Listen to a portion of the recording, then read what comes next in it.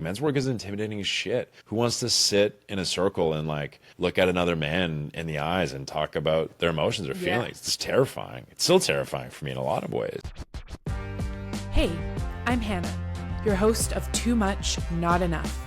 After a life-threatening burnout in 2021, I released the brittle version of success that was slowly killing me and built a life that feels as good as it looks. This podcast is for ambitious, soul-led humans ready to stop shrinking and start living big, bold, fully aligned lives. So if you've ever felt like too much and not enough, join me and my guests as we take an unfiltered deep dive into why being the real you was never the problem, and how to create a life your nervous system actually likes. Let's get into it. We love to celebrate resilience until we're the ones crawling through the wreckage, and then that word takes on a bit of a different meaning. As someone who has been down to the depths myself, I've often wondered about this word, resilience. Has it morphed into something that the systems we exist within use to keep us wading forward in a world that no longer supports truly being human? Has it removed the right and the space to soften, to fall apart, and to build back differently? In today's episode, I'm joined by Adam Kunder, former firefighter and founder of Resilient Ones, for an honest, deep conversation about what it means to be resilient and whether we've perhaps misunderstood strength altogether. After a decade on the front lines of crisis, Adam found himself questioning the systems that claim to support us, as well as the expectations that we place on ourselves to bounce back, and that quiet toll that moral and emotional injuries take on the body, the mind, and the soul. Together, we unpack the complicated relationship between resilience, vulnerability, and the right that we all have as humans to fall apart from time to time. It's especially for those who've been taught to hold it all together.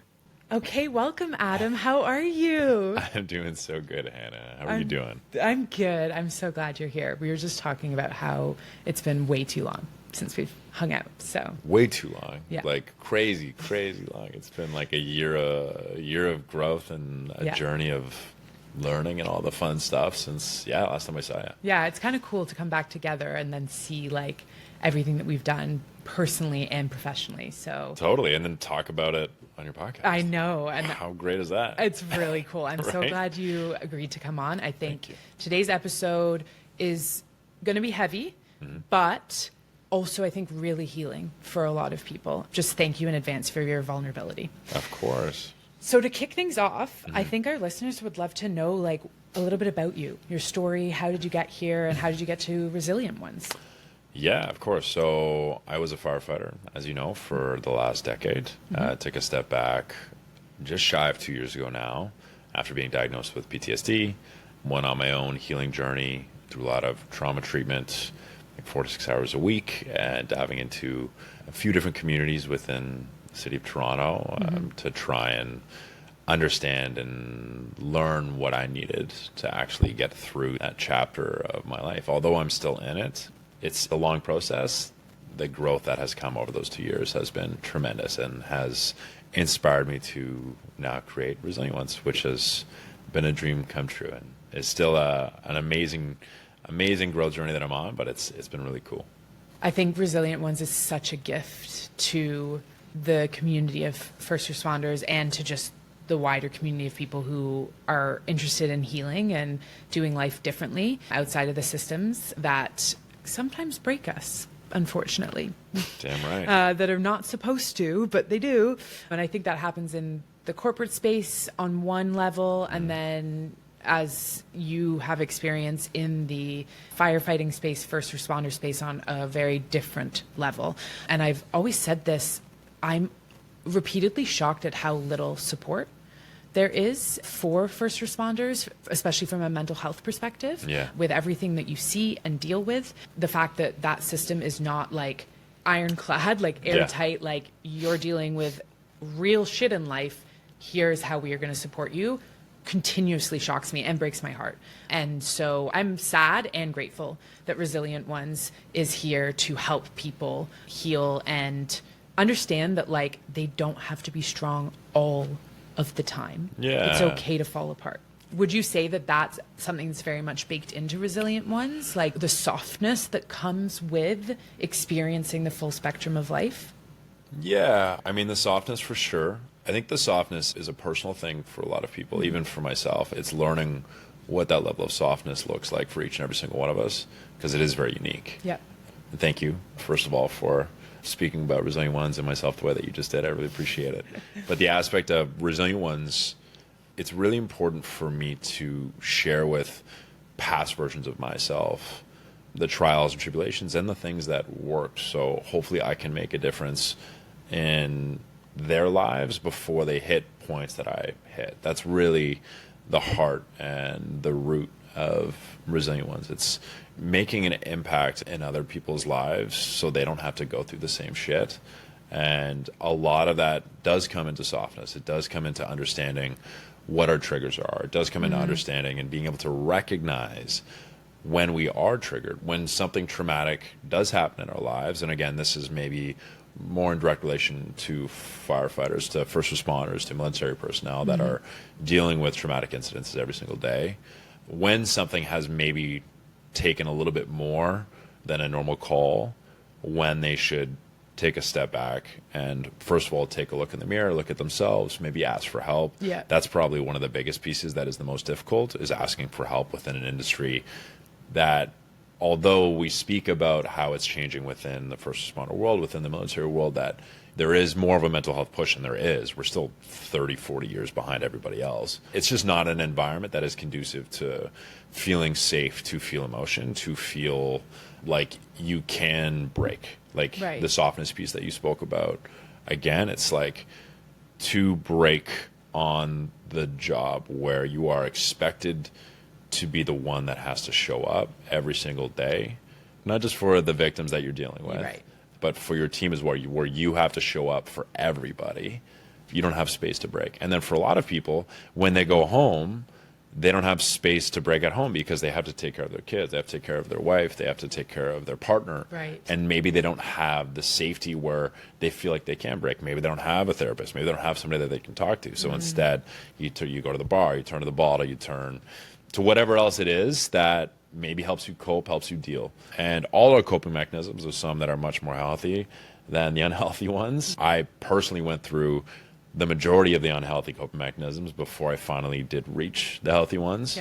And it's been a lot of work to break a lot of those unhealthy habits, to be able to see all of the shit that I'd been hiding and that I'd been compartmentalizing and realistically dissociating from for years and years and years. You know, you and I spoke about this earlier, about how it can very much be the environment, the people that you're with, that can affect a situation of whether or not you're going to actually take trauma into your life, or whether you're going to get PTSD or PTS, where it's like there's a difference of like actually getting something that's lasting, like post-traumatic stress that lasts beyond the traumatic event. Exactly. Like there's a lot of interesting studies surrounding trauma and like, okay, it may take a few days, maybe a week, maybe, I can't remember what the exact timeline is for what is considered PTSD when it's extended past, I think it's like 28 days or something like that.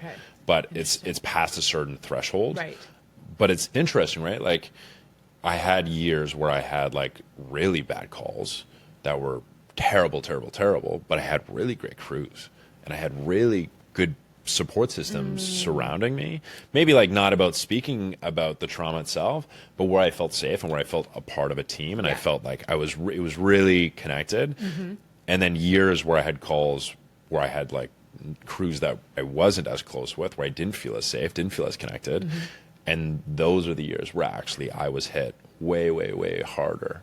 Interesting. To look back and notice that. And what you were referring to there that we were talking about earlier is this idea that like two people, for example, can experience the same traumatic event differently. And, you know, the research shows us that that lies in the way really that someone has space to process the traumatic event afterwards, after it happens, what supports they are given to process in the way they need, because different people can experience it differently based on their systems and their brains and how things work within them, and then therefore what they need after. And if you treat those two people or multiple people the same way afterwards, or don't treat them at all, then that is what you're explaining can then morph into like longer term traumatic effects and PTSD or complex PTSD and all of that, which is, I think, so important to talk about, that it's like, we can't just remove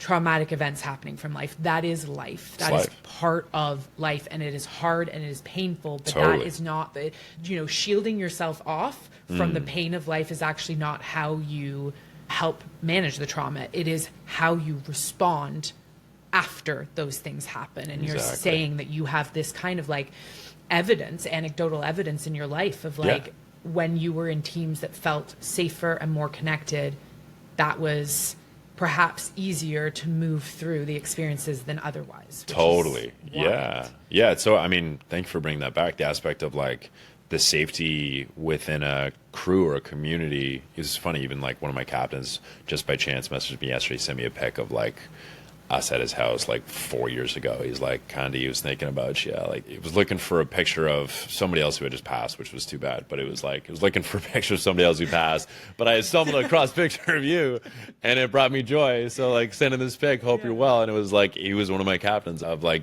those years, and such a great dude. And that whole piece of like community in your environment, how important that is for safety, especially surrounding traumatic experiences, is paramount, realistically, right? I think a lot of the work that I'm doing, specifically surrounding resilient ones, there is a huge facet surrounding building community, like building a tribe that feels safe. That was a big piece that was important to me, where like, you know, when I first stepped back from the firefighter world to dive into the trauma and dive into the work that I needed to be able to process so I could show up better. I also didn't even know if I could. I was like, I don't know how I can do this. I don't know how I can keep moving forward. Was moving into communities that felt safe for me, like Othership, like Sweat and Tonic, like Jaybird, all of these spaces where I felt like I was part of something, and I was still able to help people on a different level. And I think what I've learned from that, though, from being within these spaces, which I still hold dear to my heart, is building my own community that relates both of the worlds, right? Like, it's interesting. I see the health and wellness world. I see a lot of men's work. You know, I teach the men's class at Othership as well. I see men's work around the city, around different places. And I'm not saying I'm the foie de gras of what a man should be like by any means, you know? But the aspect of like, I'm sure I could learn a lot from each of these men's groups, but the people that I want to help, the guys and the girls, but realistically, the guys from the job that like I see, the past versions of me, won't step foot in a place surrounding the men's work that is done in a lot of these places. It's just too much. So for me, even when I started doing the men's class, was like, I want to be the bridge. I want to be the gap where it's like, I'm just a normal dude. I'm a normal guy. I'm not anybody special or anything else, but I have done some really hard, intense shit. And I've also done some really beautiful, healing, spiritual awakening shit in my life. And I'm able to connect both because I've done the extremes of both. I've also done the extremes of the partying and the drugs and the alcohol, of like avoiding and dissociating, compartmentalizing. And I've hit rock bottom as well on this other side. So it's finding, like, now trying to bring all of that back to center, where I can relate with individuals where maybe they don't know where they fit within the different worlds, within the different environments, even within men's work. It's like, men's work is intimidating as shit. Who wants to sit in a circle and like look at another man in the eyes and talk about their emotions or feelings? It's terrifying. It's still terrifying for me in a lot of ways. I can only imagine, because like I've learned this as I've gotten older, that like men and women do just operate differently. And like, for sure, from that masculine, you know, the societal pressures of the masculine, the societal pressures of the feminine, and there's pros and cons to all of it. But I've noticed, like, I've talked about my feelings since I was a little kid, essentially. I was very lucky to grow up in a family where I could talk about my feelings a lot. And then I had friends, and I now have a group of friends where we talk about that shit all the time. And I just can't imagine not having that. And then I see a lot of men in my life who don't have that. You're like, you know, my partner goes off to hang out with his friend, and you come back, you're like, so what did you learn about, like, what's going on with your friend? And they're like, I don't know. And you're like, what did you talk about for 3 hours? Like, I've just literally like bared my entire soul to my friends in the first 15 minutes of sitting down with them. And but it's just, there does seem to be that disconnect, especially, and firefighting is a male dominated industry, and that disconnect of like, men have emotions too. It might look different than how women are, and they don't have the same hormonal cycle, and then maybe so on and so forth. But men have emotions. All human beings have emotions that they need to process and talk about. And the fact that like, it's scary for me to be vulnerable. I can't imagine to be vulnerable when I've been told my entire life that that is weak or wrong or like, It's so interesting, like thinking about the different men in my life that I'm very close with, that are brothers to me, and even the acquaintances, you know, being able to facilitate and guide and coach and teach in all the different spaces, like hundreds of different people every week. It's the aspect of safety in different regards for different men and for different individuals, for women as well. I'll talk about men for a little bit here, and then we'll transfer over, but safe is the new sexy, realistically, right? That. It's T-shirts 100%. Gonna catch it on the next podcast. Yeah, exactly. The like when I think about the men in my life in the different spaces as well, right? Like othership versus the men that I firefight with versus guys that I played hockey with or football, like seeing the different environments, the different ways they show up, and understanding that when they are seen and they're able to actually share, they'll still share and they'll be able to release and they'll be able to show up in whatever way they need. It's just, it looks very different. Each one looks very different. Some need to be held much more and some don't, right? And it's also what you're comfortable with. Yeah. And it is an interesting piece of, at least for me, I mean, I like to believe I can hold a wide range of spectrums within it, but Resilient One's realistically being a bridge where it opens the door for people to like see that work and see the benefit of being more aware, because awareness is everything. We just spoke about that, of like learning and understanding how we show up, how our limiting beliefs affect us, how these limiting narratives and stories that we've created for our life continuously show up in our future.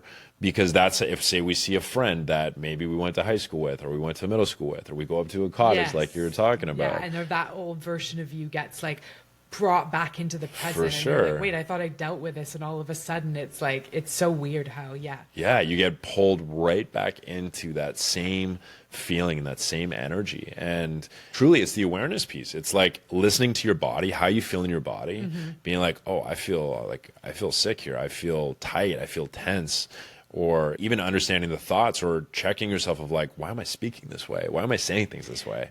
Yeah. Right? Yeah, I have those moments where I'm literally, as I'm talking, I'm like, I don't even want to say this. Why am I saying it? It's like this program that comes out. Totally. Like, that just is on repeat, and you're like, this is not what I want to be saying right now, but I can't say anything different. Yeah, it's like, why is this coming out right now? To be able to check that is honestly, it's the biggest gift. And it's truly, it just takes consistent work. Yeah, it's like starting to build that. And I talk about this actually a lot in my work as well, in somatics. It's that becoming in tune with your body and your mind and your thoughts, and that programming that is on loop that you don't even realize that is impacting the things that you want to break or move forward from, is first and foremost about becoming aware. At least I used to think that you would just jump straight into fixing, and it's like, you can't fix if you're not aware of what's happening in the moment. And so with anyone that I start doing work with, in any of my programs that I put out, it's all first about safety. Yes. And then building awareness, and simply for a while just moving through your life and being like, oh, I notice my chest is tight. You don't have to do anything about it. You're just noticing. And then you build from there, and being able to create spaces, like you're saying, in Resilient Ones, where specifically men can walk in and realize like, it's okay to start being aware. Totally. And then start talking about like your patterns. And you talk about being a bridge, and something that came up for me as you were saying that is I've actually went back to the moment that we first met. And I don't know if you remember this, but it was, so Adam and I met through Othership. We were hired at the same time, and we were doing training together, and I was away for work. So I could kind of come in a bit late to the group, and we were having like an in-person training. Was it towel waving training at bar? And I got paired up with you, and I think it was Andrew actually, which is funny because he was on the podcast like a few episodes back. Yeah. But I remember sitting down, and I was just, this was all so brand new for me. I was really nervous and like, what the fuck am I doing here? Like really taking some big steps in my life. And I remember turning to you, and we had to do like a group, I think we had to do a choreography. We did. So towel waving choreography. Yeah, we did. And I remember looking at you, and just the warmth and groundedness that you exuded in that moment. I can absolutely understand how you've almost naturally, and I say naturally in the fact that like I know it's been a lot of hard work, but naturally stepped into this role in your life because you are kind of that beacon of like approachability and warmth, and just it was so genuine. I remember clocking that, and I say this in that I am constantly clocking how people are, and the way that my like neurodivergence and my system works is very much about like genuine or not genuine, and I can clock very quickly if you are bullshitting or not, and more than often than not you're bullshitting yourself, and then that seeps out into bullshitting other people. But there are few moments in my life when I've realized like that intensely how genuine people come across, and you really did. And then that kind of led me, as you were saying that, to be like, yeah, it makes total sense that you've been able to create these environments where perhaps men who have never shared how they're feeling in their lives all of a sudden can start opening up. And I think that's such a beautiful gift to provide others. So thank you for doing that and taking that. Because like your road hasn't been easy to get here, and you're still in it, as many of us realize when you start the healing work. It unfortunately never like comes to this like tight, like wrapped with a bow ending. God, it'd be so nice. It'd be so nice. Fucking nice if that was the case. It's not. It's not. It keeps going. Sorry, y'all. It's not like that. So sorry. Keep working. But it is worth it. It's 100% worth it. Like I have not regretted for a millisecond any of the work that I've done. But I've definitely had the moments where Take the red pill. Go down that rabbit hole. Go down the rabbit hole. Come join us.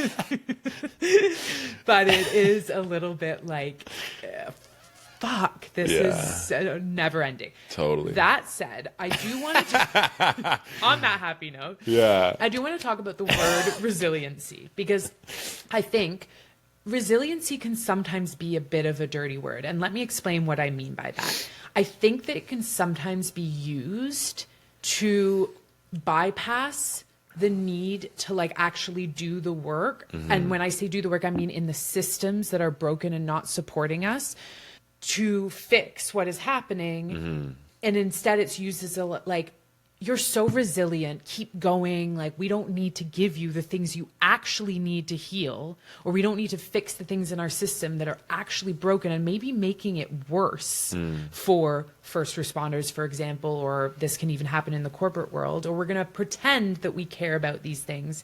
But you're so resilient. You're so good. Look at you. Keep going. Like, resiliency is important. Like, we want resilient people in our workforce, and we want resilient firefighters, and we want resilient police officers. And it's like, I think sometimes that word is used to be like, we don't have to do the work. It's on the person to stay strong, to do the job.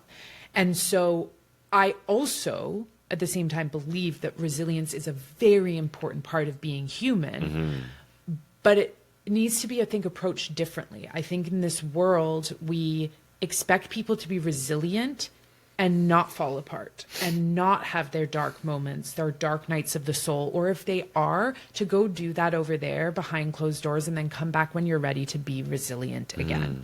And so can you talk about like maybe the different versions of resiliency you've experienced through firefighting and then now through actually building resilient ones? Yeah, so beautifully worded, all of that, really. I think there's no one word answer or one definition for resiliency. Yeah. You know, so it's interesting listening to people speak about like, I think resiliency is A, B, and C, whatever it may be.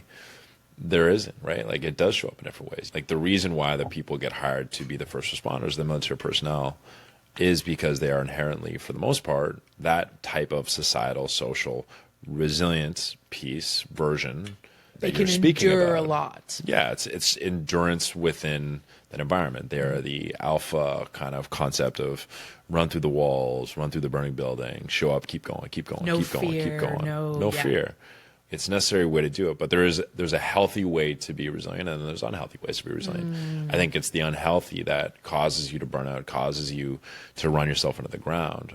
It's also necessary in the sense of the different parts of our brain, right? The one that is like, I'm going to David Goggins it. I'm going to like run into the burning building. I'm going to, Right. you know, run into the gunfire, like run at the dude with the knife, whatever your role is or your career is, Yeah. at least in the intensity of the first responder world or the military world, that fight or flight system, the primal part of our brain, the limbic system, when we're in that system, that's like life or death. Yeah. We need that activated. 100%. That is that resilient, like, yeah, like I got to keep going, go, go, go, go, go. Cause it's like life or death. You Yeah. have to show up. It's your survival mechanism. Like, It's the Totally. way that we have survived as a species for so long. Exactly. That our body can put us into a state of The- fight, flight, sympathetic Totally. nervous system to survive being chased by a wild animal or run Exactly. into a burning building, like you're saying. For sure. But the issue is not coming back and dealing with it. So you can do that over and over and over and over again, but our body will then just remember and sit within that system, right? It's like that aspect of even PTSD of like not dealing with the trauma that is within our lives. That limbic system keeps getting fired. Someone gave me a beautiful representation of it, and it's like an elastic band. So every time you've got an elastic band, it's loose, right? It's like it's all wobbly, whatever. Yeah. When Stretched out, you mean? no, not even stretched out. Like when just it's not loose. taut. It's not Got taut. it. Yeah. Sorry. So it's Yes. just not taut elastic band. Yes. Right? Not tied to anything, just like just a pile in my hand. Yeah. When that limbic system fired, when it's that fight or flight system, that elastic band gets pulled taut. And then slowly it comes back to center and then it goes in that pile again. Yeah. And then every time that happens, it gets pulled taut and then goes back to center. The problem with, say, first responders, military personnel, it is pulled taut over and over and over again. And then so even the aspect of PTSD, it's held taut and it doesn't have the chance to come back to center. So it's overstretched and it's stuck within that position. So now your system is constantly overactivated where you're fired up and you're much more easily reactive to the situations that arise within your life, Yeah. right? You're constantly in that fight or flight system. I'm sure you were speaking about doing that trauma course. Have you heard about like the window of tolerance? Yes, So, like, absolutely. Yeah. Understanding how the window of tolerance work for your viewers, the aspect of the window of tolerance, say it's on a scale of 1 to 10 on one side, 1 to 10 on the other side. This is your day. So it's this scale within your day. And it has your fight or flight, which are on the top, and your So that's the 10 you're saying? yeah. Would Say be it's like fight, say it's flight like would be- 9, 10. 9, 10 would 9, be 10 you're in fight or fight, flight, and then 1 or 0, 1 or 1, 2 would be your freeze or fawn. Okay. And throughout our days, say a 24-hour clock of our day, we constantly flow within this window. So we usually float within, say, like 3, 4, 5, 6, 7, within there. Like a moment of joy, we get super happy, we get excited. You know, sadness, okay, maybe we go into one of our, like close to where one of the F's are, realistically, right? Yeah. As our emotions, because we're constantly moving up and down past our baseline. Constantly taking in outside stimulus that's changing how Exactly. we're feeling and thinking and all of that. Yeah. So Exactly. It's like the graph I got for anyone who wears like an Aura ring or Yeah. a watch, you can kind of see that in like the stress. Yeah. A lot of them are showing you like your stress levels these days. For and sure. it's that same sort of up and down graph. Yes. Of like, you're not just like one line straight the whole day. If For you sure. are, you might be dead and you want to look into that. Yeah, sociopath. So you're going you're Go check constantly- yourself. I don't know. Go It's get pretty help. sketchy. But yeah, so basically, with like this trauma course that I took, or that I went on, this retreat that I Yeah. was a part of, most people that's their regular numbers. Like 8 to 10 is fight or flight at the top. Yeah. Say like 0 to 3 is at the bottom. Yeah. Is freeze or fawn. When you have PTSD, those numbers like are extended. So when you think about that elastic band being Yeah. taut, that window of tolerance shrinks So my gauge for being triggered into that fight or flight or that freeze or fawn, now I only have the window is between 4 to 6. Whereas most people say it's like 3 to 8. You just have much less wiggle room, essentially. Exactly. You're going to get activated by a situation that someone who has a larger window of tolerance might not get pushed over into fight, flight, or down into freeze, collapse kind of thing, which is tough. It's tough, yeah, because then you're constantly floating in that line of being triggered by it.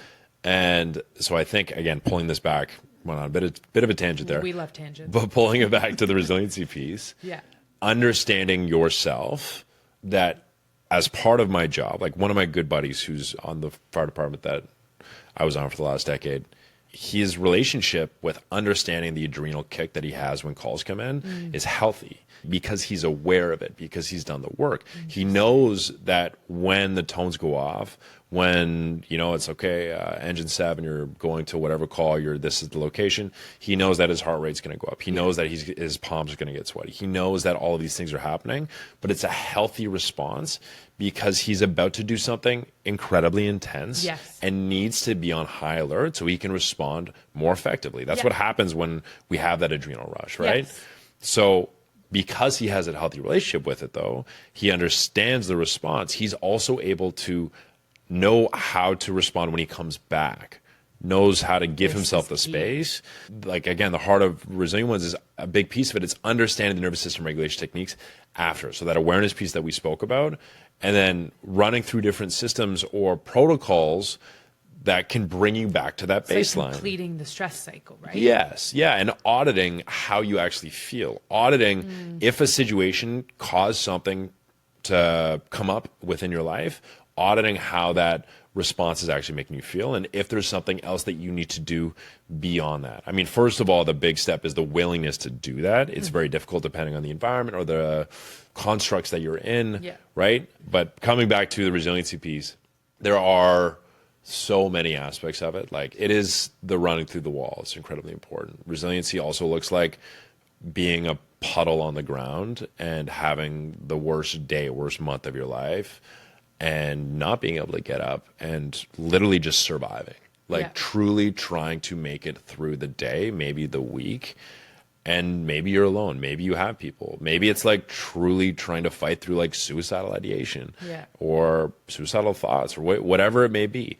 It's getting through the moment. That is also resiliency. Yes. Like, it's not a one size fits all. It's like, we will all experience multiple levels of what resiliency looks like for us, depending on what is happening in our life and depending on how we're feeling. Also, what type of regulation techniques or tools that we have. Yeah, what we have access to, what we have space and time for. Yes, space and time for. So again, if you have children, if you have a spouse, if you have very demanding workload, or even what you were talking about there in terms of like when you come back from a call, do you have the space?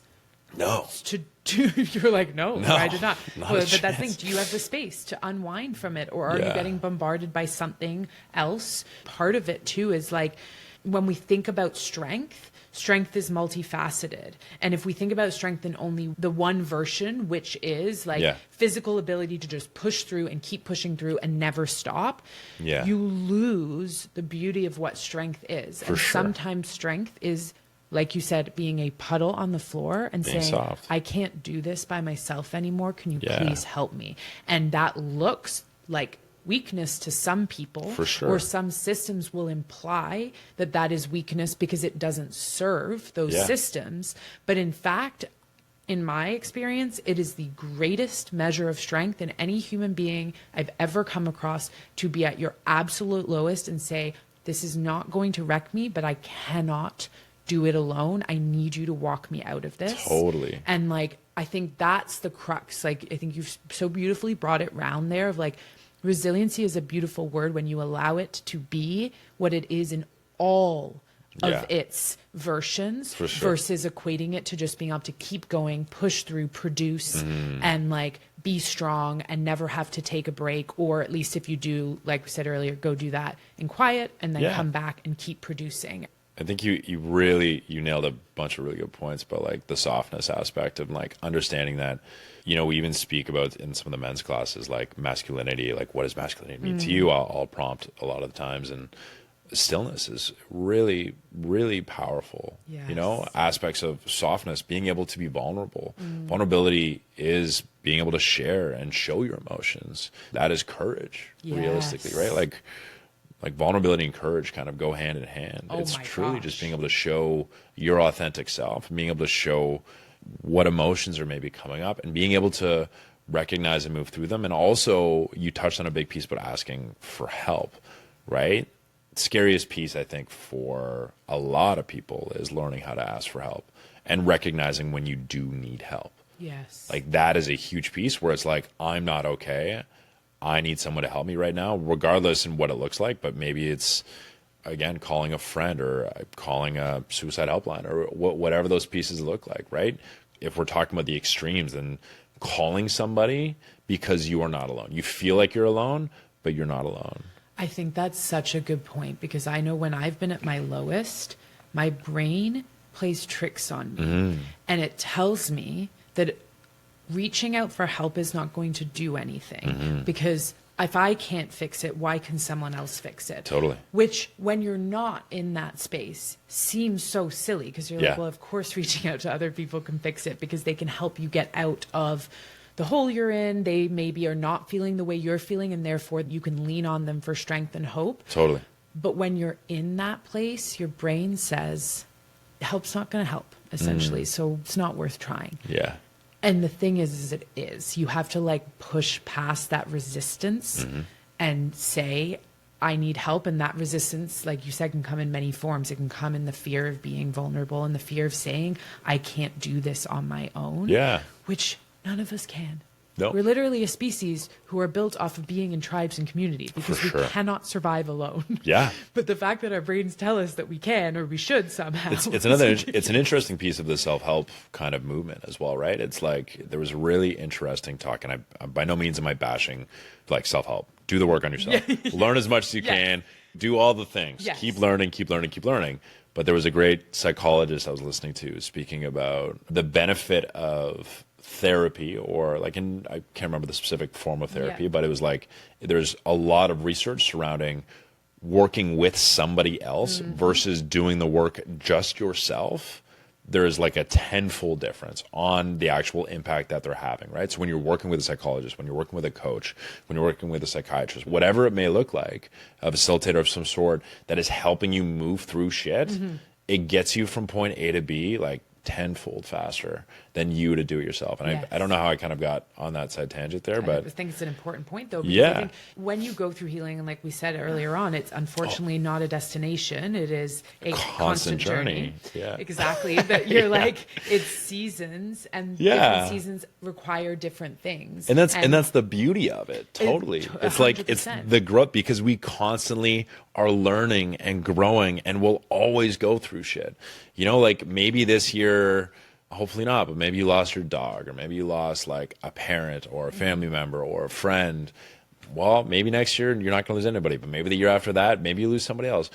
We will lose everyone in our lives. Yeah. And I'm not saying that to be morbid. I'm saying that to be, It's the truth of life. it's the truth of life.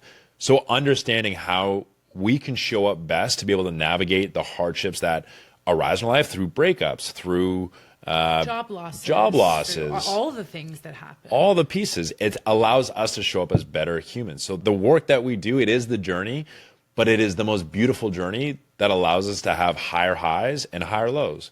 And it just keeps that constant scale moving. So the next time that same incident happens, we know how to respond more effectively, right? It's like, it's still going to suck. I'm not going to take away that pain that's going to happen from your life. It's going to be shit, but maybe you catch yourself before maybe you keep a relationship going on for too long. You know, maybe you cut it when you need to. Maybe when somebody passes that was very close to you, you grieve, you move through it. You but allow yourself to feel the emotions instead of just like pushing it away and pushing it down and thinking I just need to keep moving. yourself and Totally. with like work or whatever. It's like Which feeling and processing. Some ways sometimes- it's good. Yeah. Yeah. To a degree, right? It's Yes. like, and there's levels of anything. It's extremes in any form from what I've learned. And I'm still an extremist in a lot of ways in my life. But my therapists say, they're like, extremes are actually not healthy. It's No. like, it's a good way to learn where you burn out and you're like, oh shit, I shouldn't go that far. Yeah. But when you do that over and over and over again, you just keep hitting burnout. You keep hitting burnout. Yes. And it's understanding how to find that more middle ground so you move more consistently within that baseline level, right? Yes. There was another point I just wanted to touch on real quick.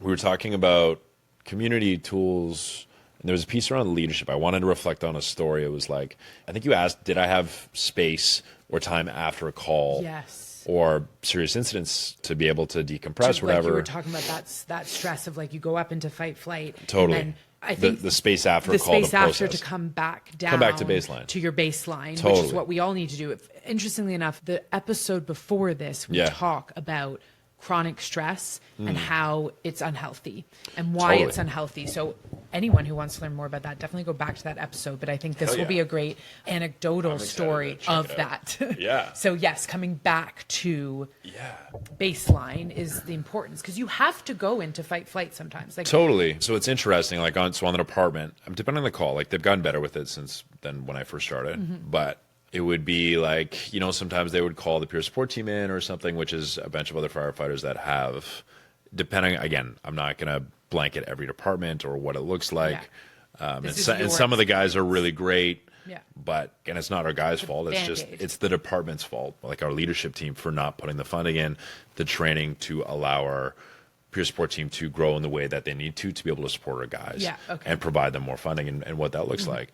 But we would have be like, okay, like maybe it was a really bad call. They check with the guys, like, do you need to go home? If you need to go home, you can. And that was only more recently that they started allowing that to happen. If it was like a really bad call. Yeah.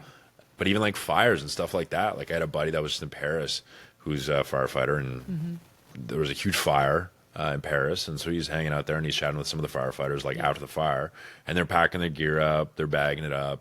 And he's like, oh, like you guys heading back to the station and go get new gear? And he's like, no, we're done for the shift. He's like going for one bottle, and they fight the fire and they come back down and pack their gear up, and they're done for the day. A little, like, you know, make sure that they're okay. They're given the space to process, to feel, which is beautiful. It's amazing. and not be insanely taxing on their bodies. Totally. A lot of the departments are very similar, right? Like it's the mentality, and it's just kind of, it's going to take time for the shift of like what protocols are healthy, but it is understanding, we were speaking about this as well, about how stress can affect your body and is really the number one cause of all of the disease and chronic disease and so much pain within our lives, so much illness within our lives, so much sickness. And it's like, if we were able to, from a leadership standpoint, from the top down, recognize and see that and give the guys the space that they deserve, that they need to be able to process through painful instances, between fires or calls, to rest, to do whatever. Like we'd go in, fight the fire, like go on one bottle, come back out, throw another bottle on. And we'd go like 10 bottles, like back to back to back to back. And like, I think now it's like you go for rehab for like a quick 5-10, grab a couple Gatorades, high fives, and then you go back in again. And you're saying in Paris it was one bottle max kind of thing? Yeah, they they said it was one bottle, and then you're good, and then you go home and you're done for the day, and like they have like time off so they can decompress. And you would sometimes go through 10. And when you're saying bottles, you're meaning oxygen bottles, yeah, right? like air bottles, yeah. And also Windsor fought the most fires cabin in Canada. So like there were shifts we'd fight like 3 to 5 fires in a shift, or like had multi-day fires where you'd just be on scene. It was fucking crazy. But I don't regret it, because it made me who I am, and I learned a lot. And like the guys that I worked with, like a lot of them are still brothers, and I still love like a lot of these humans, a lot of these people, and they made me who I am. Yeah.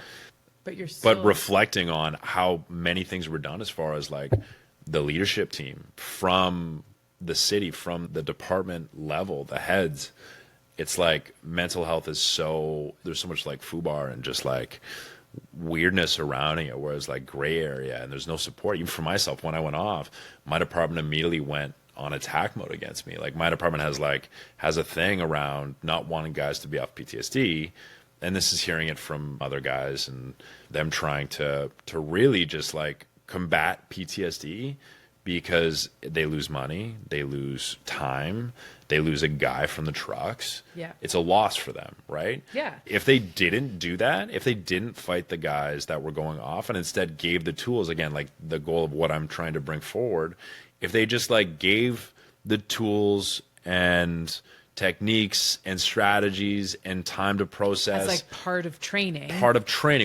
When I got hired, I don't have any mental health training. When I got hired, there was nothing. There was zero. It was like first dead guy. You just show up. It was just like, and everyone's like, oh, you're first dead guy. Yeah, high five. Okay. Yeah, sick. I'll do the Yeah, next. cool. Yeah, here we go.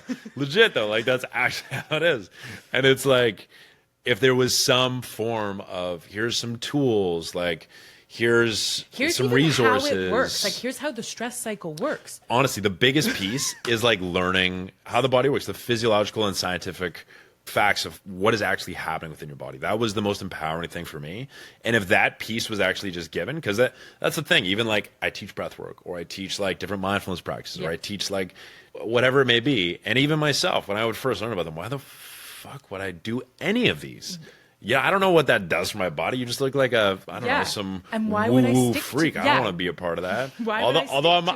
And again, I'm a little woo too. So I just say that in a term of like a reflection of how it used to be. And like you said, why would I stick to it? Well, here are the physiological changes of why you do this breath work, of what's actually happening within your brain chemistry, within your body, lowering your heart rate, being able to release trauma that is stored within your body, like the amount of studies and science that actually backs this.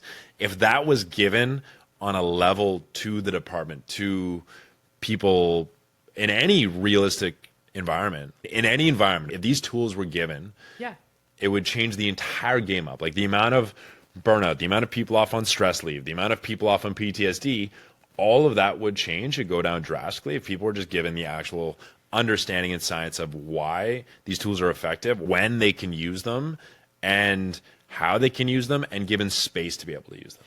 Do you think that there is a reason why that is not given, in the sense that like there's a fear that if people are equipped with this, they won't pursue these careers because they're like, whoa, this is so hard on my body? I don't actually believe that, because I think people who go into first responders, healthcare workers, they do that from a place of like deep service. You know, people aren't going to be like knocked off that course by simply learning more about their bodies. In fact, I think they get knocked off that course because they don't have that. But do you think there's a fear in the system that they're like, well, if we teach people that like chronic stress is really bad for your body, that means then we have to give them the space to like do these exercises and tools? Do you think there's a fear that like the system's not built for that? Yeah, I think it's more just like, they're scared if there's too much awareness. If they give too much, then it'll break the gears. They'll have to actually fix the system. In any field as well. This is the biggest thing. Like whether you're a high achiever, whether you're a first responder, whether you're in the health and wellness industry, whether you're a coach, as you know, as a facilitator, you're giving so much space. Like someone needs to hold space for everyone. Everyone needs space held for them. Doesn't matter who you are. We can all run through, we can all keep going. And yes, there's a lot of beautiful practices where we can just be mindful and meditate in the mornings and do breath work and do all these different things. Regardless, space and real, authentic, loving space. Safe, authentic, like where we get to be ourselves. Yes. That is another big thing I'm recognizing and realizing, is the amount of facilitators and coaches out there that are holding space for their benefit, which is kind of fucked up. But like the refs I'm going to give is around like even the Me Too movement, right? It's like that whole piece way back when it was like, oh, like come into my office and let me help you within this, and I'll help you if you do this for me. Kind of like a similar kind of concept. Not very self-serving. Very self-serving. It's like, let me hold space for you as long as I manipulate you and get what I want from this situation, right? Versus just being truly like authentic and caring and show up who you are, and you will be like, we won't tolerate behaviors that are harmful. Totally. But we're not going to say you can't be you, or we're not going to provide you with the support for sure that you need in order to get where you're trying to get to. Yeah, exactly. So I think that this is a great segue into the final question, which I wish wasn't the final question because I'd love to talk so much longer here. But there seems to be a very reactionary approach to crisis, very much in the first responder space. But I think this applies to the wider corporate world and beyond, rather than a proactive sort of whole person sustainable resiliency. So I know that you've sort of touched on the fact that you've gone through many different therapies in your recovery. You've also explored so many different tools and sort of package that together in your methodologies and protocols for resilient ones. Could you speak to maybe what you think your like top three, like everyone, whether you are a first responder, military, or a parent, or someone in a high pressure job, Totally. what are those three tools that you're like, this is resiliency at its core? Yeah, I mean, I can't say each one is like, this is resiliency at its core, because there are specific sequences and mindsets that when in conjunction, when used together, they actually do increase resiliency within our bodies, within our mind. But it takes multiple pieces within it. The three biggest practices I'll touch on real quick. Yeah. Mindfulness practice, which is, it's basically like meditation to a degree, breath work and reflective work, like journaling, maybe writing in a notes pad.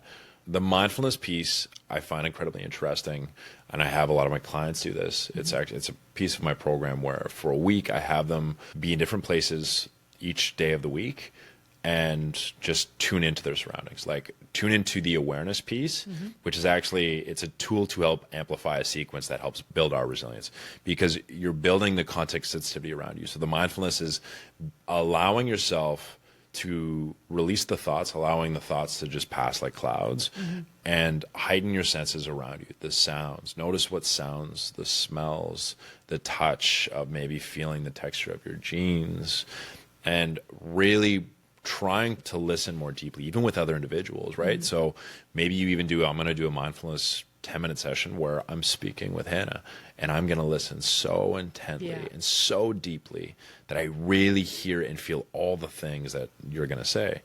This increases your level of awareness, both internally and externally. Yeah. So it allows you to listen more deeply to what's happening around you and inside your body. Next piece around reflective work, there are so many different techniques we can use. Journaling and writing. I journal every single day. It's a massive, massive tool. But gratitude, I think, is one of the most powerful. As I know, we all speak about gratitude. Yeah. But there's an aspect of like, you truly can't be upset when you're grateful in so many ways. Yeah. And I try and take a moment now when I wake up before I go to bed, like not just journaling, but in my mind as well. Even there's habit stacking from James Clear, right? So when we pair a habit with an action, so for me, gratitude, I pair with eating at the start of a meal. So before, it's like saying grace, right? Yeah. Like grace doesn't have to be whether you're religious, whether you're not religious, whatever it is.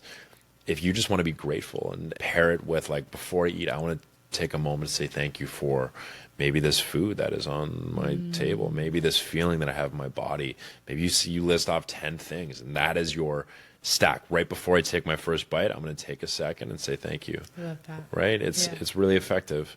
The third one being breath work. Breath work is obviously so effective, as you know, like having the ability to naturally tune into our bodies, down-regulate, up-regulate, whatever we want for our nervous system, process through trauma, tune into like real healing if we're feeling dysregulated. I did breath work before I came, and it was so powerful. You feel connected within yourself, within your mind. It's wild how and it's powerful it is. Right? And it's a free tool. You can use it at any point. It's the intentionality behind using our breath. That's the difference, right? It's actually being conscious while we breathe. We breathe all day long. If you take a moment to be conscious and to breathe for yourself with the intention to come back into yourself, come back into your body, come back into that heart coherence kind of space, that heart-centered space, that truly makes all the difference. I will touch on one sequence super quick. Yes, please. The flexibility sequence, which was created by George Bonanno. I mean, he's the #1 resiliency researcher in the world, but it is one of the tools that, if followed, will inherently increase your resilience. And it's context sensitivity, so understanding what is happening around you, what is happening in this specific situation, followed by your tools repertoire. So your toolkit, your Batman belt, understanding what tools you have to be able to respond to the situation that is happening. So what tools do I have that I'm able to use to respond to the situation? The third one, which is the most important piece, which you can use in many facets of your life, it's understanding whether or not it's working. So you can audit, right? It's using the tool for the job, and then recognize whether or not the tool you're actually using is working. And if it's not working, that means you need to go back to the start, ask yourself again, what is happening? And then try a different tool. Whoa, I like this a lot. It feels so simple. I say this all the time. Very simple. Not easy. 100%. You nailed it where you said this can be in like all facets of the life. And we were actually literally just talking about this earlier, and how everything about healing is about being in the context of your life, whether it's in conversation with your partner, when you are hanging out with your friends, when you are parenting, that activate you essentially.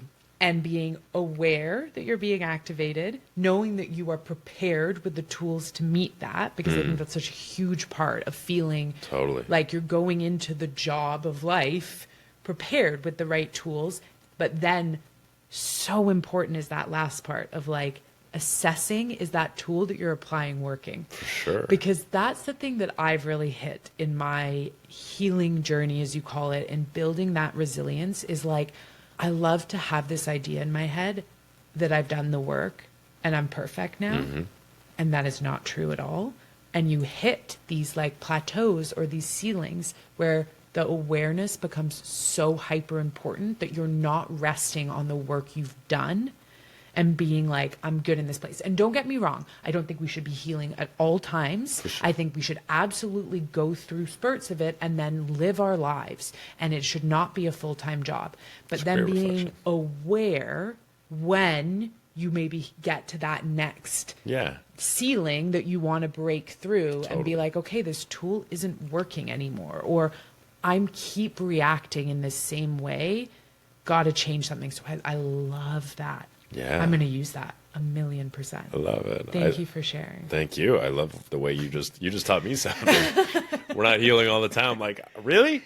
I'm like, you're so right. It can feel like a full-time job, and you can get caught on that hamster wheel. Yeah. And I've been caught on that hamster wheel, and I've watched other loved ones in my life get caught on that hamster wheel, where you are like, okay, I got to keep doing this, but then you're caught in that cycle. You're not breaking something through, and sometimes it's like you're not enjoying too. There's a lot of pieces you're like not enjoying life. You're just caught up in the shit. It is. You get so caught up, and then all of a sudden, it's like you have this joy breakthrough, which I actually just legitimately had. Like in the last couple of weeks, I've been caught in this like real scarcity lack mindset, and I've had this joy breakthrough, and it is the most freeing feeling where I'm like, who the fuck cares? Totally. And that I think is just like we do have to get kind of caught in those cycles. For sure. And then we break it, but it's not a full-time job, and it shouldn't be. As someone who is a high achiever, perfectionist, who constantly gets her worth outsourced from being like in school, good grades, at work, paid a lot, so on and so forth, I forget often that like life is not a job of like one-upping yourself. Sometimes you've just got to be in it, be present, and not do the work for a little bit. Totally. Yeah. And that's okay. Yeah. I love that. Just one quick thing my psychologist touched on me. I'm really good at just doing a lot all the time. Yeah. I'm not good at not doing anything. Still am. But it was one fun thing. He's like, eventually you're going to have to stop doing things and just sit in it. And I had on my wall, I had a sign that said, sit in the hard shit. It was actually on my TV. Yeah. So it was like I couldn't watch TV. If I wanted to watch TV, I had to like intricately take this tape off, and was like, "Fuck." You're like, know that you're really bypassing. Totally. When I had friends over, sometimes it was a bitch. It was like, man, but like, you're like we all got to sit in the hard shit. Listen, And then we talk about stress response. We talk about fight, flight. We talk about that. Our nervous systems get attuned to doing to avoid the feelings. So if you find that you're caught in that loop of like, and not you personally, I mean anyone listening here, that you're caught in that loop of constantly doing and then almost fear of resting and standing still, that's probably the most important thing you need to do. For sure. And baby steps to go into it. Don't just like take yourself on like a silent meditation retreat for a week. I mean, for some people that works, but that's not what you have to do. Terrifying for me. It can be 5 minutes of sitting in silence. That's it. And that's it. And if that's all you can manage, beautiful. But like 100%. Sit in the hard shit is going to be the best way through, at least in my experience. And I think, like you said, it's like so many people are on different journeys, right? Especially even like in the othership space, the healing space of like, a bunch of facilitators we know have been on those silent retreats.